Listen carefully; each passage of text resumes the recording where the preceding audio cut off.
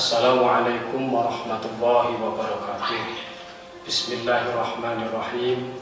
Alhamdulillahirabbil alamin. Wassalatu wassalamu ala asrofil anbiya'i wal mursalin sayyidina wa maulana Muhammadin wa ala alihi wa ashabihi ajma'in al-dhahirin. Amma ba'du. Kaum muslimin rahimakumullah.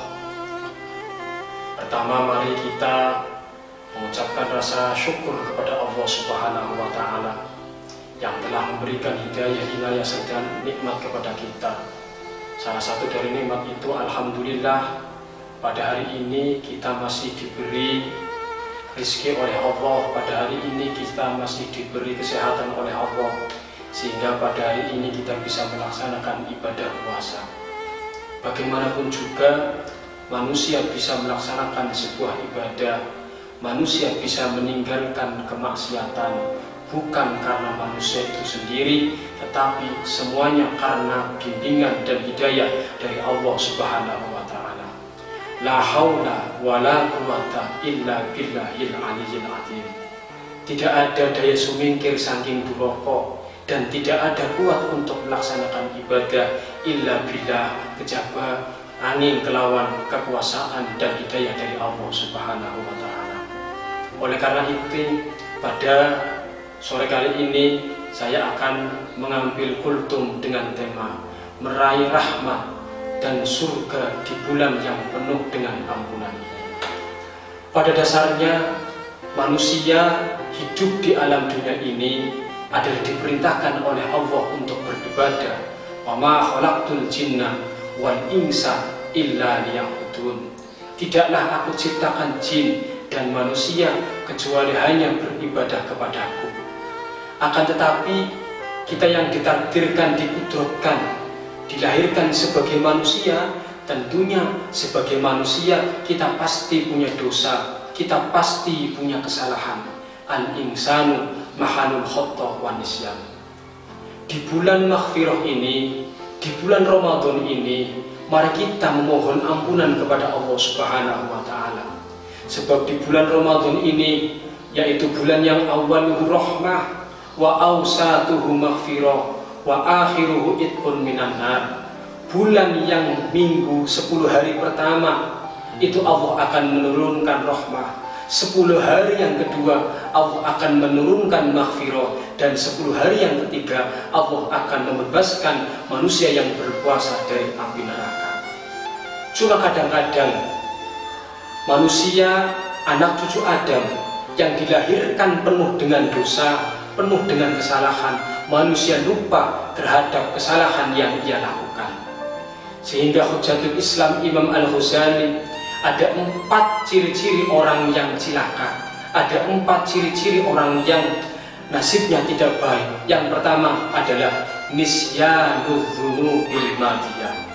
Yang pertama adalah ada orang yang lupa dosa-dosa yang ia lakukan. Oleh karena itu, di bulan Ramadan ini kita introspeksi kepada diri kita, sebesar mana dosa-dosa yang telah kita lakukan. Hari ini kita telah berbuat dosa, kemarin kita telah berbuat dosa. Kita ingat dosa-dosa yang kita lakukan, sehingga kita ingat kepada Allah bahwa kita sadar bahwa diri kita adalah manusia yang berlumuran dengan dosa.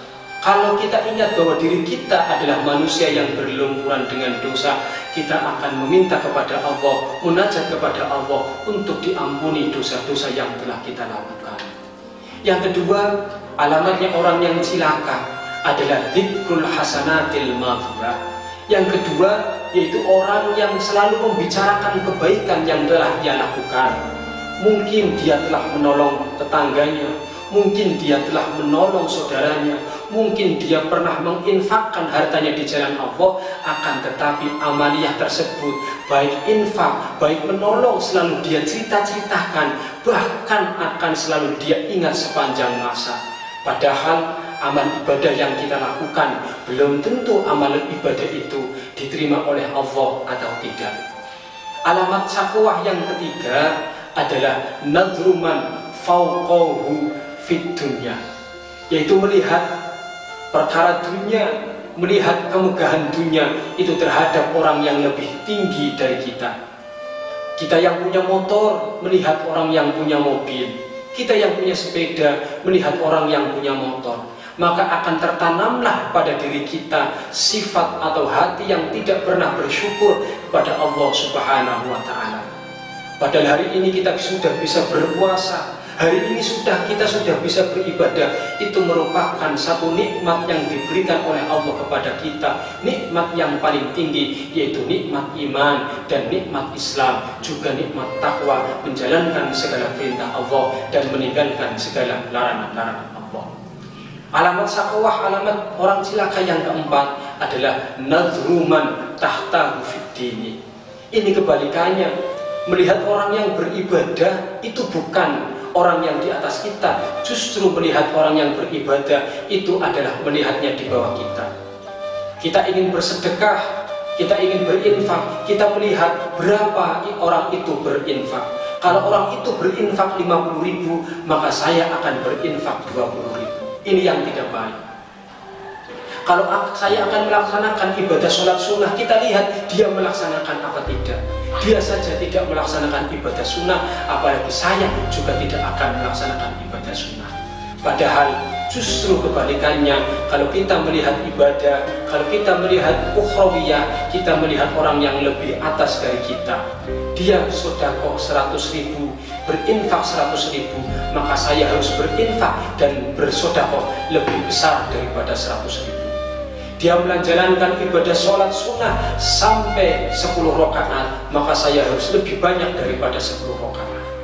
Akan tetapi ketika kita berbicara urusan dunia, jangan kita melihat ke atas, justru kita melihat ke bawah. Insya Allah, kalau urusan dunia kita melihat ke bawah, kalau urusan akhirat kita melihat ke atas, maka kita akan diciptakan oleh Allah hati kita menjadi hati yang bersyukur, syukur akan nikmat yang diberikan oleh Allah kepada kita. Karena apa? Karena kehidupan manusia di dunia ini ada dua perkara yang manusia itu wajib untuk melaksanakannya. Apa dua perkara itu? Yang pertama adalah wasyukrulillah, bersyukur kepada Allah. Yang kedua wanaf'ulinnas, bermanfaat kepada manusia. Dua perkara ini apabila kita bisa melaksanakan, kita beribadah kepada Allah, kita menjadi orang yang bersyukur kepada Allah, dan wanaf'ulinnas, kita bermanfaat untuk manusia, maka kita ditakdirkan oleh Allah menjadi orang yang sa'idun fid dunya wa sa'idun fil akhirah, menjadi orang yang bahagia di dunia dan bahagia di akhirat. Oleh karena itu, di sisa-sisa Ramadan ini kita minta ampunan kepada Allah, kita minta maghfirah kepada Allah, dan mudah-mudahan kita semua, keluarga kita, termasuk orang-orang yang dibebaskan dari api neraka. Allahumma amin ya rabbal alamin. Kurang lebihnya minta maaf. Wassalamualaikum warahmatullahi wabarakatuh.